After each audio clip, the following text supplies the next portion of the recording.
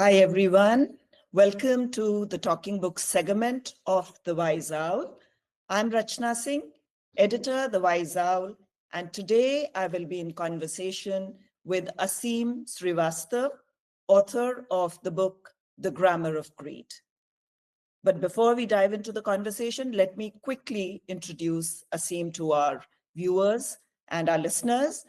Aseem is a Delhi-based author, ecological economist, and thinker, known for his critical work on globalization, environmental degradation, and most importantly, fatal economic structures.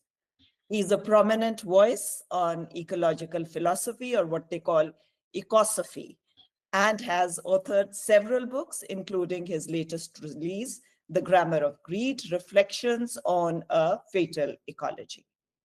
So hi, Aseem. Welcome to Talking Books. I'm really looking forward to a conversation about fatal economic structures. That seems to be, the pivot of the book. And of course, how we dress it up in jargon, perhaps to make it less threatening and intimidating. Isn't that so? Yes. Okay. So Aseem, the first question that I will, start with is that your book is pivoted around, the concept of greed. How greed is no longer a vice or something that we occasionally sort of slip into, but it has become a system, a sort of a default setting for modern life, right? But before we start talking about greed as an idea or a system, I'd like to begin on a more personal note, when you were writing this book, Grammar of Greed, what kind of should I say, inner space you were writing from? Was it anger at how we've messed up as a race? Was it grief for the ecological disasters?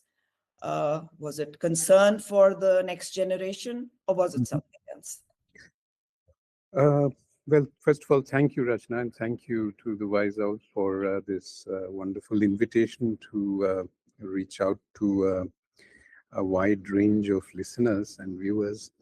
I was actually trained as an economist, as you said, and some 30 years ago, when I finished my doctorate in America, I was deeply disillusioned with the profession, as they call it, not even a discipline anymore, but a profession. Um, and what struck me was that the sort of heavy duty mathematics and the sort of arsenal of tools which we learn in graduate school and even before that in undergraduate years, much of it, not all of it, but much of it actually serves as a deflection from the economic and ecological realities of our time everywhere. And I realized that so long as I stay within the profession, it's going to be more and more disillusioning, and I won't be able to say what I wish to say, able to ask the questions I want to ask, which I would like my colleagues to ask, which I know they ask in private but not in public, and so on. Okay. This two-tone sort of feeling I was getting. Right. So I left economics, and after several years of teaching at intermediate level in India and abroad, I actually found my way to philosophy, and that's what I taught for several years in Norway. And the one consistent concern I've had, and I would go back to December 1984, the Bhopal gas disaster. Right. And that was actually a turning point. I was in Delhi School of Economics in those days doing my master's in my final year of my master's degree. And what I found was that there was absolutely no awareness on my part or my classmates or my teachers of just how serious at that time I used to call it environmental crisis was. I began life working life with Center for Science and Environment here in Delhi, and I worked with them for some time, and that gave me a very good acquaintance at a young age with the range of ecological problems that India and the world were facing. Right. It also gradually got me acquainted with how dismally ignorant economists were, Mm. how, while acknowledging in the very definition of economics that they use, the allocation of scarce resources, Mm. the complete forgetfulness about scarcity Mm. when they advocate growth so blithely everywhere. Right. That's the sort of mainstream of the discipline. Okay. And so, I at that time in my young years, I was indeed very angry and very outraged in my 20s and 30s with the way not only the world was going, but with the way my profession was working hard to camouflage Right. the deeper causes and structures. As you say, fatal economics. That's the Right. first time actually I've heard that phrase, because I use the term fatal ecology. Okay. And the reason is that I actually place the economy in a wider ecology, in Right. which it is inevitably nested. Right. And we are deeply forgetful of Mm. fact, which has profound implications not just for the world as it is, but the world of the future, the world of our children, grandchildren, and so on. And at some point in my journey through philosophy, I'm talking about 20 years ago, I realized that the real question is about time and Mm. how we experience and live time, or rather, how time lives us, Right. but we call it by other names. Uh-huh. So it's actually Mm. my realization is that there are two notions of time that we actually have at a fundamental level. One is the notion of clock time, Mm-hmm. which is what everybody keeps to, and we've now created a society which runs on the clock. Yes. But the deeper reality is that of lived time or duration, Right.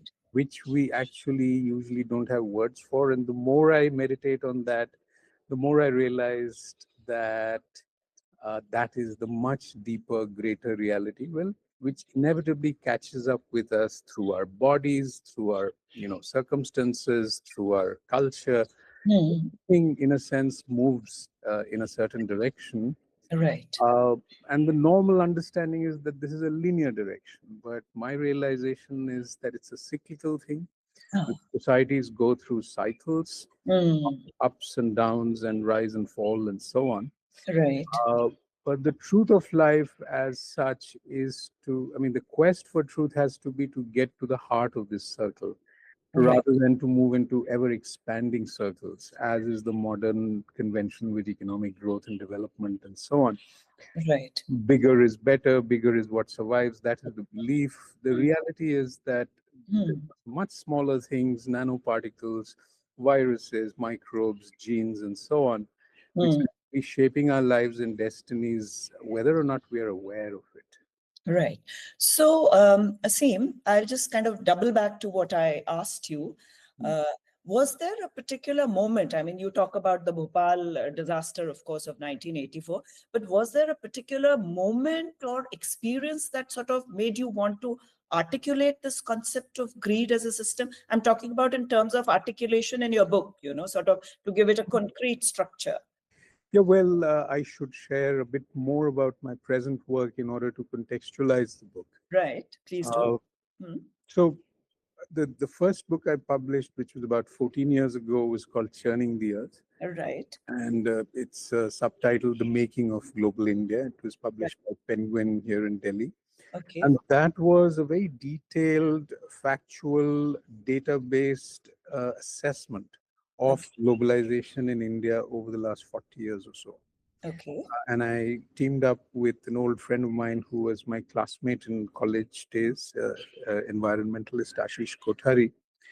And that book basically reached some pretty dark conclusions based on facts and figures, not of our own making, but government data or Hmm. widely accepted World Bank or other institutional data. Hmm. And then in the last bit of that book, we proposed alternatives Hmm. on how to move out of the pit that we are entering or we have entered. Dug ourselves into, yeah.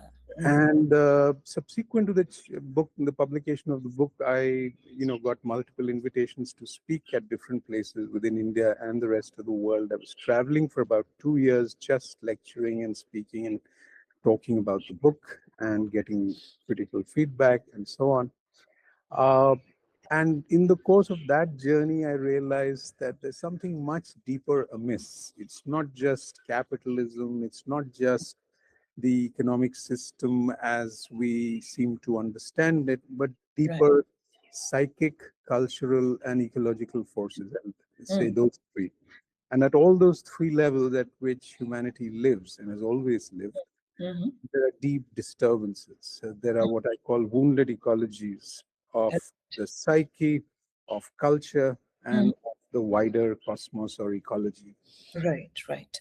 And so I was looking for a framework Mm, to understand all this. And I'll name two people in particular, Rabindranath Tagore, for one, who I've been reading since very young days and childhood, okay, but who I got into quite deeply as an ecological thinker over right. the last 10, 15 years or so. Okay, And the other is Spanish, Catalan Spanish, Keralite father and Catalan mother, a philosopher theologian called Ramon Paniker.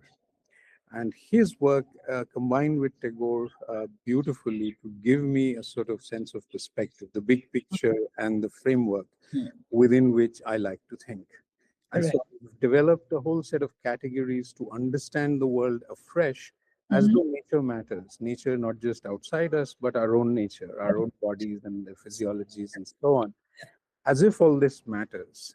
And so I conceived eventually three books, and this is the first of three.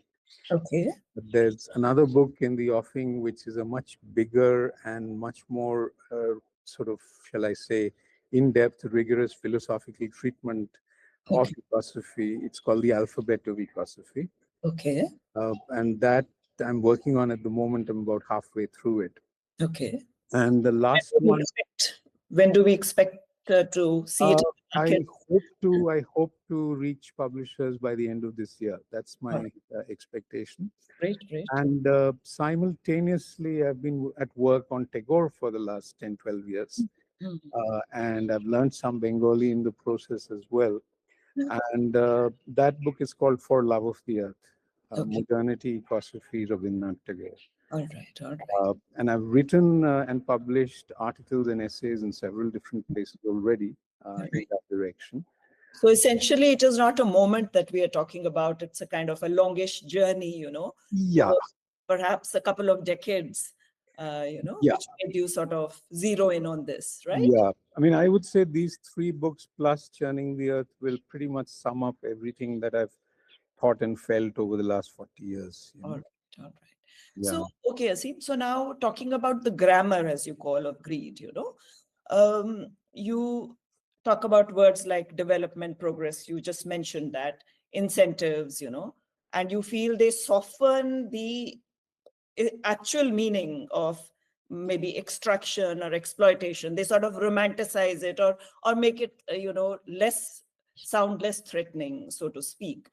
Now, they in fact use words that are more acceptable to us. Hmm. So tell us, uh, was there a particular moment? Again, I'm going back to that particular moment that might have triggered that kind of thought or experience that sort of locked this belief for you that language itself is doing the work of concealment, like you said, it's masking Yeah. rather than revealing. Yeah. So what made you? It's a very interesting, thought, that very interesting thread that you've opened up. Mm. So tell us a little about that, because I'm sure our listeners, our viewers, would love to know what this concept is. It's a little new to most of them. Yeah. So I mean, if you notice, at least two of these three books, the title itself involves yeah, language, alphabets and yeah, grammar. grammar. Yes, yes. And the reason is because of my deep realization that we are living through what I will call, without hyperbole, a certain sickness or ailment of language. We're Mm, not using the right words for the right things. mm, We've lost our sense of verbal balance, shall I say? mm. Uh, it's like, working in a pharmacy where all the bottles are mislabeled. Ah, It's as dangerous as that. yes, Now, absolutely. my realization of this in its germinal,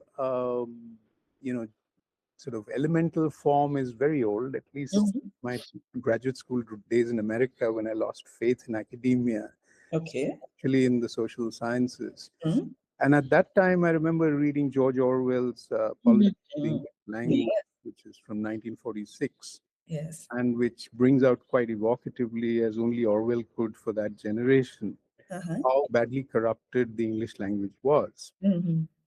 Some years later, when I was teaching philosophy, one of the texts that I loved teaching, and I must have read that book at least 10 times, is Hannah Arendt's The Human Condition.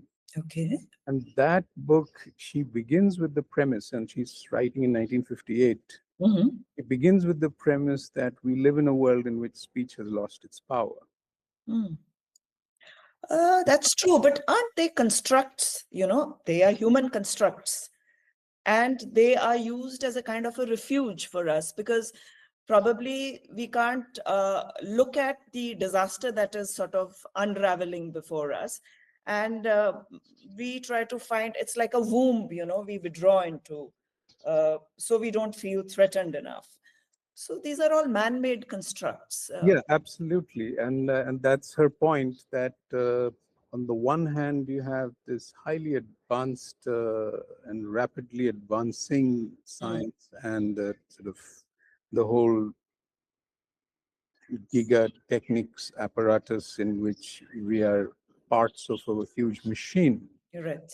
Uh, on the other hand, there is the need to simplify all that in Hmm, order to get on with the business of a practical everyday life. that's right. And so we seem to need these constructs, as Yes. you're saying. Mhm. Uh, but in the gap between these two, and Mm, particularly when you bring in the third mm. element, which is the element of what I would call arrhythmia, borrowing a term from Right. cardiology. Yes, yes, So absolutely. all natural arrangements or systems or ecosystems have been rendered arrhythmic or out of kilter, as it were, both within our physiologies, psychologies, as well as the natural world outside. In order to keep this technical framework going Mm, and advancing, and for us to keep suspending our disbelief right. when we are told that this will solve all problems. Yes, In absolutely. fact, we are constantly sort of adhering to and conforming to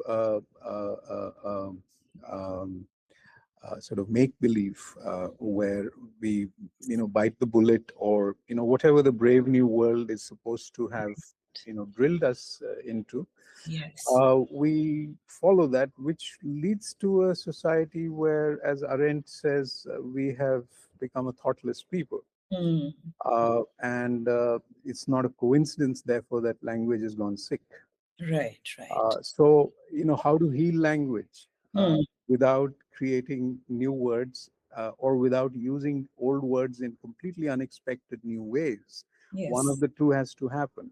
Right, right. So that is actually the challenge. And what I am trying to do is throw just a few pebbles into the pond to see what sort of ripples come, because I have a lot of faith in human creativity, and I think that the human imagination is a terrific instrument, Yes. provided we regain control over it and regain autonomy over it. Mm, And that's why the humanities is where it's at, in my view.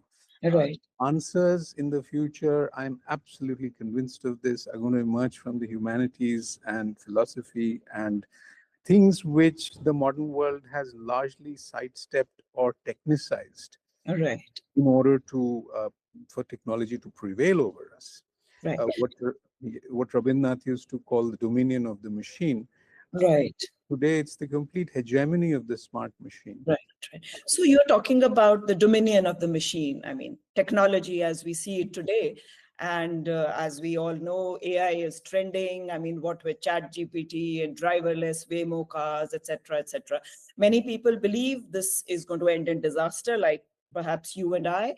But there are plenty more who believe that AI is the holy grail, that it'll fix everything that is wrong with the world. Mm. So just throw some light on that? What do you think about that? I mean, any sufficiently advanced technology is, as someone once said, indistinguishable from magic. Yes, And those who are creating these things, yes, even they are bewildered with what sort of things they are creating. And yes. as we well know, I mean, the leading protagonists of AI are Uh, themselves cautioning about its perils, yes. much in the same way as the inventors of the atom bomb or the hydrogen bomb were, The cautioning. Frankenstein monster. Yeah. Yes. In this case, of course, the fear is that of the 4 or 5 or 10 big AI companies in the world, Right. one is ultimately going to, take such a lead that nobody will be able to catch up, and they will end up on the losing side.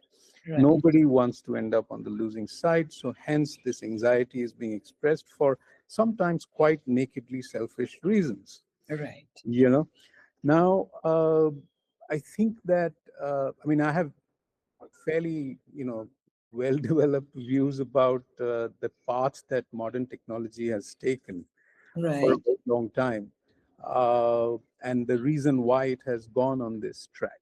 Right. And I'll be brief here and say that the primary driver of technology Mm-hmm. is what I would call in philosophical language the will to power, Mm. need for domination, Mm. which Absolutely. which means that the weakest side of human nature is then served the ammunition with which to fuel its power and discharge itself upon the rest of the world, Yes.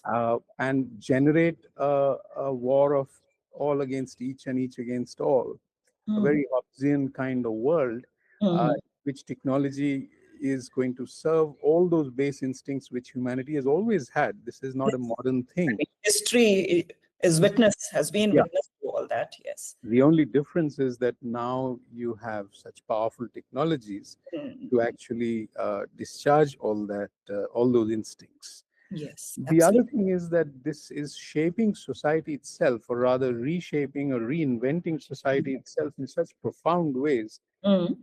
that if in the past, I'm going to simplify and put it briefly. If in the past evil existed in the exception Mm-hmm. and the good was pretty much the rule, and which is what made societies stable and harmonious to the Mm. degree they were.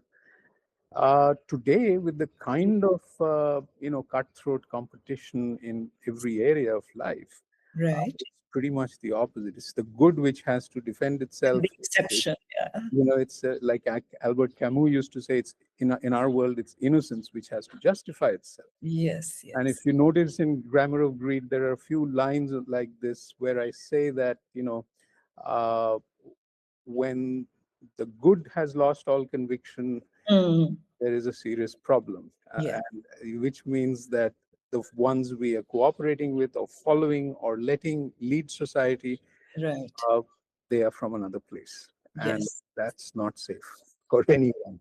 You I agree. Totally. Totally. know. So Aseem, let's move a little away from the concept of greed that you're talking about. I'm a literature person, so I'm going to focus on the form of your book for a bit. Hmm. So your book is made up of short reflections, are there are deliberate pauses. You've also used illustrations of a gond artist. Hmm. So was this a deliberate choice, or is it the way you normally write and articulate? Well, it's like this. I mean, the themes which have interested me throughout my life have been always very complex. Hmm. And I've kept notebooks over the last 40 years. I have some 200 odd notebooks in my, vault somewhere. And you know how it is with time. Ah, You get a thought, and you keep getting that thought repeatedly. And right. at some point, you feel like there's something more to it than meets the eye, and you write it down. Yeah. So I have a lot of scribbles like this in my notebooks over the last 40 years. Okay. And then at some point, which was about a decade or 15 years ago, I realized that there's a pattern, there's a structure, there's an inner, hidden, latent order to all this.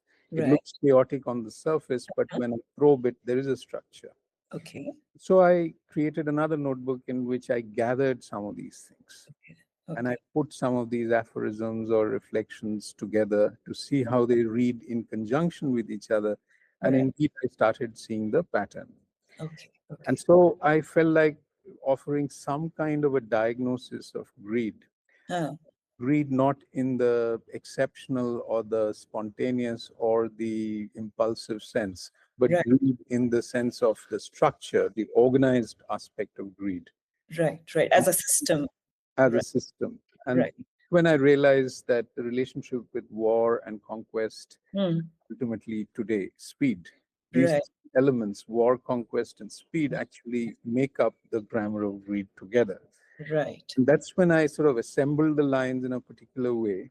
Mm. And for everything that is said, there are 10 things which are not said Right. in the book, which is why the gaps are important. And I wanted readers to look at it slowly rather than read it like prose, Yeah. dip into it from time to time. It invites the reader to pause a little bit, Yes, catch their breath between all that speed and momentum that is happening precisely. everywhere. What Yes. very beautifully in our own language we will call ठहराव. हाँ, absolutely. That's वो the ठहराव नहीं है आजकल, हाँ, वो बिल्कुल सही pause कह नहीं है. हाँ, So how do you resume the right, the faculty of pause? right. So in fact, talking about pause, you've interspersed the book with these illustrations by a Gond artist, right? Yes. So was it simply, because it was sort of going with what you were saying, or was it a publisher's choice, or were you Oh, communicating something by using illustrations, particularly by a Gond artist? Was it a kind of a statement you were making, or am mm, I reading too much into it? well, uh, no, I mean, uh, I'll tell you a little bit about the process through which it happened. Yeah, I wasn't planning to write an illustrated book in the first right, place. right. But about 2 years ago, I met somebody who introduced me to this young Gond artist. Mm-hmm, And I looked at some of his work, and like a lot of Gond art, it was very nice. mm-hmm. But it was to a degree what the modern sensibility will call naive art, also.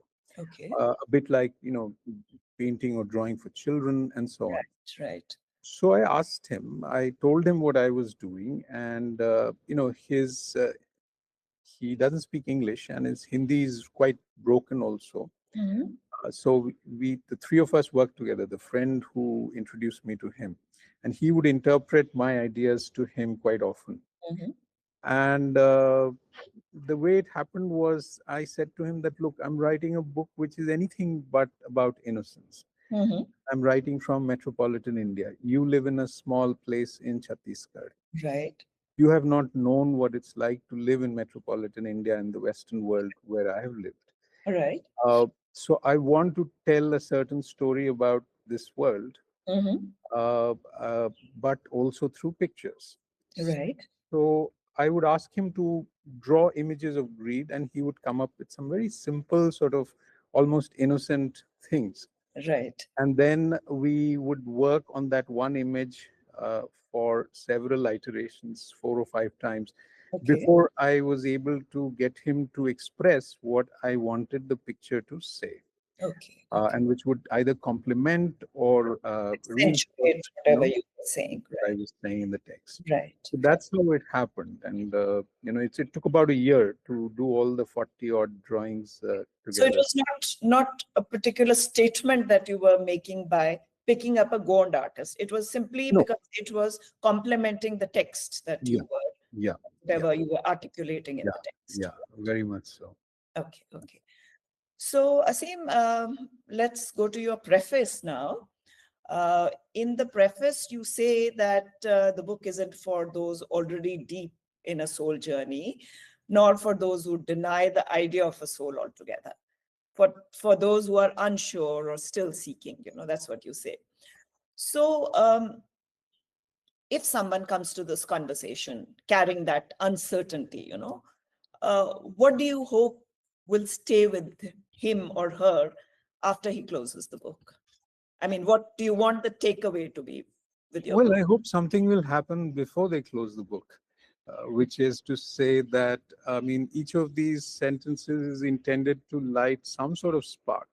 Right. And I'm expecting that people's experiences, their own life experiences, are already so rich and inflammable, so to speak. Mm. Maybe inflammable is too strong an adjective, but Okay. shall we say, um, they already have something which is capable of organized thought on the question. Right. And there's a lot of experience.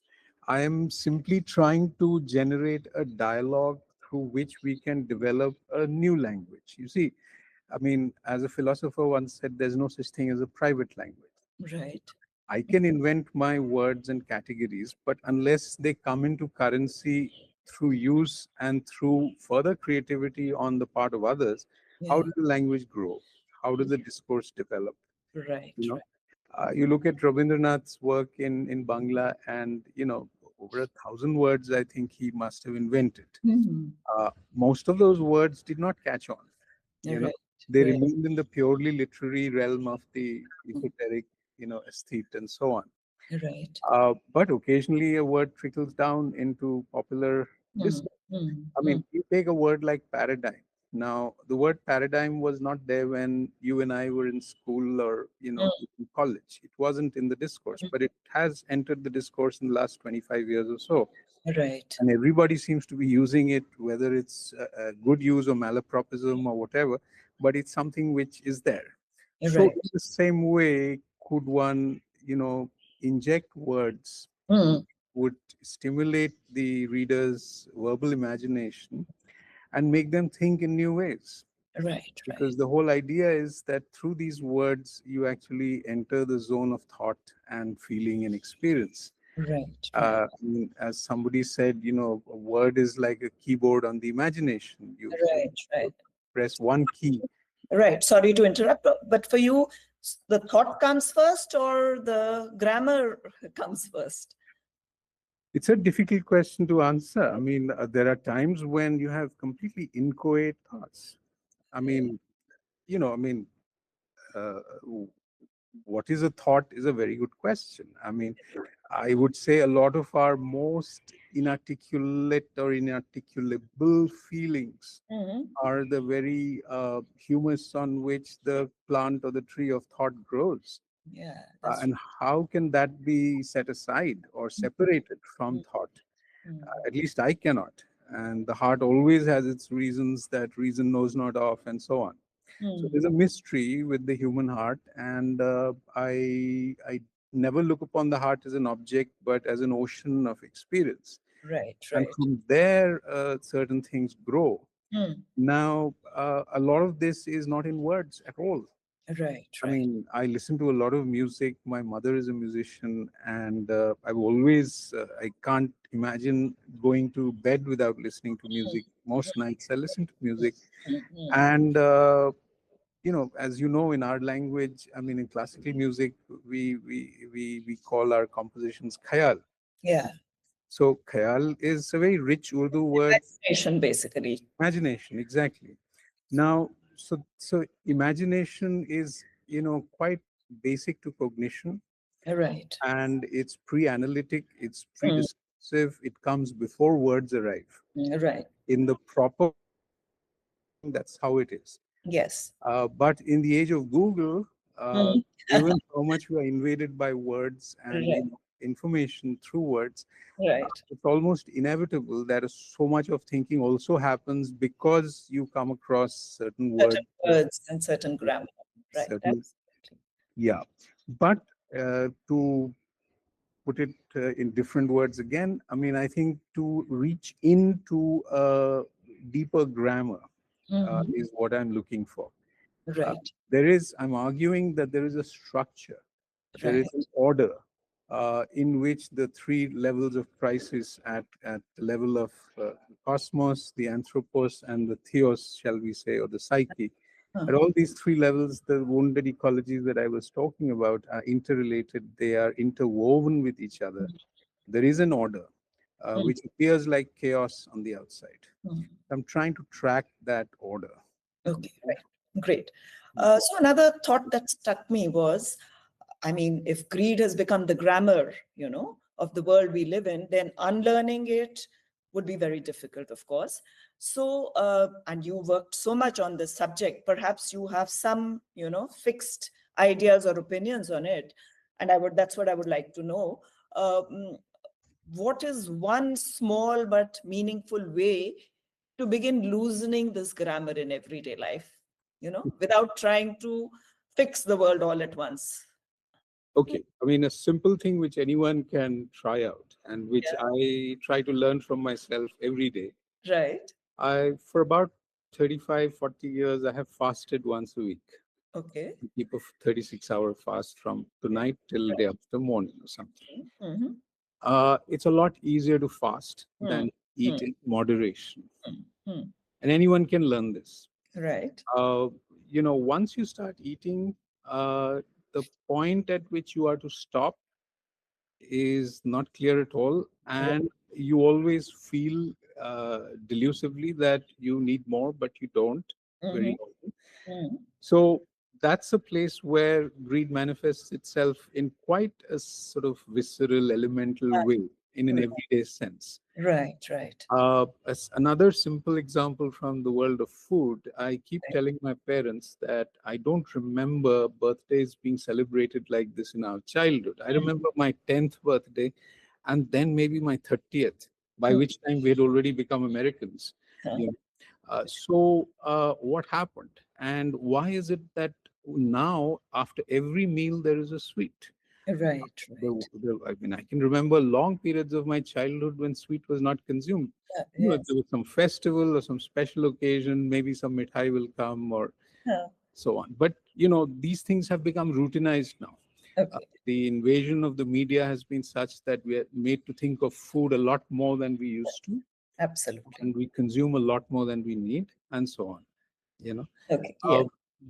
the third thing I will say is that I think the only way one unlearns anything is by first learning the art of Mm. surprising oneself. Mm. Mm. If you cannot step into the unknown, if Mm. you are wound up with fear, you are Right. not going to be able to unlearn. So you have to let your heart skip a few jumps every now and then by inviting experiences where you don't know where you're going. Right. Absolutely. So I guess that's the perfect way to start. yeah, Yeah. I mean, for somebody who loves nature like myself, I walk into the forest sometimes in ways and at times when I shouldn't, when it's not Right. safe. Yes. And needless to say, I've been surprised any number of times in the forest by animals and so on. Okay, so Aseem, I'm curious to know. I mean, you can respond to this or not if you wish. Uh, mm, you've been writing about the grammar of greed. So, did you ever find yourself caught in, participating in this very grammar that you are describing? Oh, no question. I mean, I will Yes, continue to participate in it. I don't think it's possible to survive in this world today not possible. without participating in it to a degree or less. Right, The best one can do, not the best, but something we can do, as I was saying with these examples, is to find ways to become more and more aware right, of what it is that this phenomena is, because it has taken such a grip on us. I right. mean, an alternative title I sometimes thought about was The Gravity of Greed or The Grip of Greed, Mm, because it is really something which holds us, yes, from within. right, And all the literature that one reads from mythology, from religion, from so much of literature in the past, right. greed eventually has its nemesis. It meets its nemesis. Yeah, that's And what we've been taught throughout Ramayana, and all of that talks about the triumph of, good over evil, or, non-greed over greed, if you want to use that kind of a terminology, you know. but in that triumph, as and when it comes, are Yeah, we going to be swept away, or is something going to survive? I mean, you right. know, you want to. I remember at my first book release in 2012, when Churning the Earth came out at Habitat Center, one of the speakers was Ashish Nandi, and he said, "Well, we have to prepare for catastrophe," Hmm. and that's what this book is trying to tell us. So, how does one prepare? You know, except Yeah. through Yeah. unlearning, except through shedding. I mean, obesity is more than just a physical idea. Ah, It's a deeper problem. You know? yeah. I mean, there are a lot of theories about apocalypse and all of that, but um, probably this is where we are heading, what you're talking about, because of the grammar of greed and because of our inability to control that. I think that Yeah, goes to the root of it all. and because of the screen, you see, I mean, we live in times of screen slavery where, screen is the very medium of Yes, everything. communication, articulation, everything. And like I say in the book, I mean, the screens also screen off, Yeah, absolutely. and how do you then remain in touch with the real, you know? Absolutely. And without that, if reality is reality, wouldn't it one day catch up? Yes. And what forms would that take? And Right. how should we prepare for that moment? And that's really the attempt, at a serious level, Yes. Yes. So that was a great conversation, Aseem. Thank you for this very thought-provoking conversation. Mm. In fact, it reminded me of Wordsworth's lines, and I thought back then he was talking about something like that, the Mm. world is too much with us, getting and spending, we lay waste our powers. Little we see in nature that is ours, That is ours, given yes. our hearts away a sordid boon. So Yeah. let us hope we can reclaim a part of what we've lost. And hopefully with books like yours, sort of triggering that kind of a thought process, at least we will begin to think about making that change. Mm. Right? Yeah, this is a very small attempt. I mean, people need to come out in Right. much larger ways, and I'm sure people will. That is my faith. Right. Okay. Thank you so much, Aseem. Thank you, Rachna. Thank you for the invitation.